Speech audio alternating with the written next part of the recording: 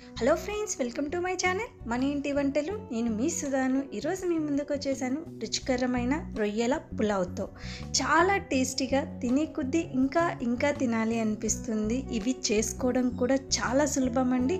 ఇప్పుడు రొయ్యల పులావ్ ఎలా చేసుకోవాలో చూపిస్తాను, వచ్చేసేయండి.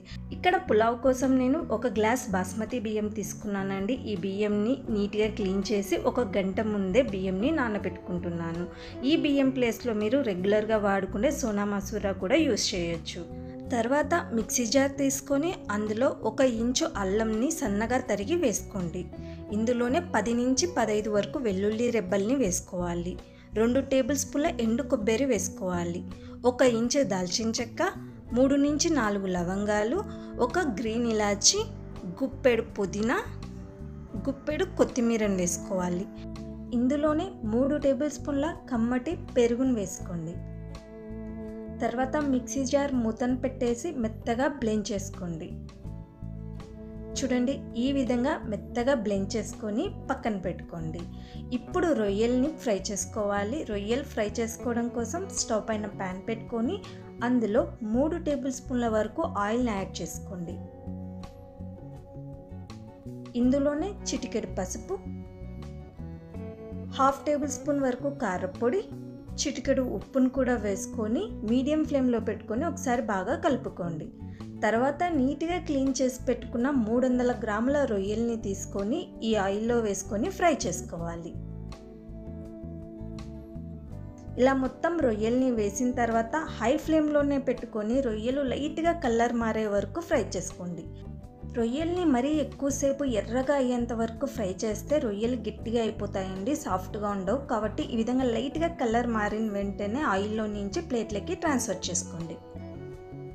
కొద్దిసేపు ఈ రొయ్యల్ని పక్కన పెట్టుకోండి. తర్వాత మీరు ఎందులో అయితే పులావ్ చేయాలనుకుంటున్నారో ఆ ప్యాన్ని స్టవ్ పైన పెట్టుకొని అందులో 2 నుంచి 3 టేబుల్ స్పూన్ల వరకు నెయ్యిని వేసుకోండి. 3 టేబుల్ స్పూన్ల ఆయిల్ని యాడ్ చేసుకోండి.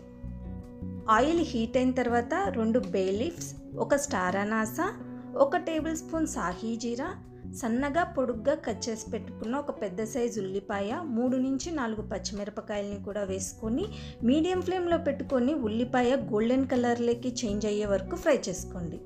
ఇందులోనే 10 నుంచి 15 వరకు జీడిపప్పుల్ని కూడా వేసుకొని ఫ్రై చేసుకోండి.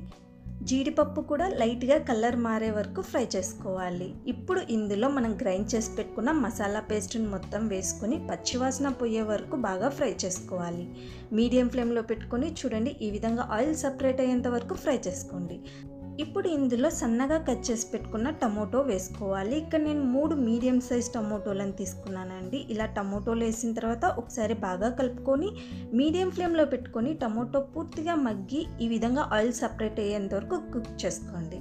తర్వాత కొద్దిగా కొత్తిమీరను కూడా వేసుకొని మరోసారి బాగా కలుపుకోండి. ఇందులోనే చిటికెడు పసుపును కూడా వేసుకొని మరోసారి బాగా కలపండి. ఇప్పుడు ఇందులో నానబెట్టుకున్న బియ్యం ఉన్నాయి కదండి, ఆ బియ్యం మొత్తం ఈ మసాలాలో వేసుకొని మసాలా మొత్తం బియ్యంకి పట్టేలాగా బాగా కలపాలి. ఇలా బాగా కలుపుకున్న తర్వాత మనం ఫ్రై చేసి పెట్టుకున్న రొయ్యల్ని కూడా ఇందులో వేసుకోవాలి. వేసిన తర్వాత మరోసారి బాగా కలుపుకోండి. ఇలా బాగా కలిపిన తర్వాత ఇప్పుడు ఇందులో నీళ్ళని వేసుకోవాలి. 1 గ్లాస్ బియ్యంకి నేను 1.5 గ్లాస్ నీళ్ళని వేస్తున్నాను. నేను బాస్మతి బియ్యం తీసుకున్నాను కాబట్టి. రుచికి తగినంత ఉప్పును కూడా వేసుకొని మరోసారి బాగా కలుపుకోండి. లిడ్ పెట్టేసి హై ఫ్లేమ్లోనే పెట్టుకొని వాటర్ మరిగేంత వరకు వెయిట్ చేయండి. వాటర్ ఈ విధంగా మరుగుతున్నప్పుడు లో ఫ్లేమ్లోకి అడ్జస్ట్ చేసుకొని మరో 10 నుంచి 15 నిమిషాల పాటు కుక్ చేసుకోండి. 15 నిమిషాల తర్వాత ఓపెన్ చేసి చూస్తే రుచికరమైన పులావ్ రెడీ అయిపోయిందండి. ఆఫ్ చేసేసి ఒక 10 నిమిషాల పాటు పక్కన పెట్టి తర్వాత సర్వ్ చేసుకోండి. పొడి పొడిగా రుచికరమైన రొయ్యల పులావ్ రెడీ అయిపోయిందండి. చూసారు కదా, ఎంతో సులభంగా రొయ్యల పులావ్ ఎలా చేసుకోవాలో చూపించేశాను. ఈ పులావ్కి ఎటువంటి కర్రీస్ కూడా అవసరం లేదు. ఎంచక్కా ఆనియన్ రైతాతో దీన్ని సర్వ్ చేసుకోవచ్చు, లేదా డైరెక్ట్గా కూడా దీన్ని తినేసేయచ్చు. మీరు కూడా మీ ఇంట్లో ట్రై చేయండి ఫ్రెండ్స్. మీకు ఎలా వచ్చిందన్నది నాకు కామెంట్ సెక్షన్లో చెప్పండి. వీడియో నచ్చినట్లయితే లైక్ చేయండి, షేర్ చేయండి. మోర్ ఇంట్రెస్టింగ్ వీడియోస్ కోసం నా ఛానల్ని సబ్స్క్రైబ్ చేసి పక్కన వచ్చే గంట బెల్ నొక్కండి. Thank you so much for watching.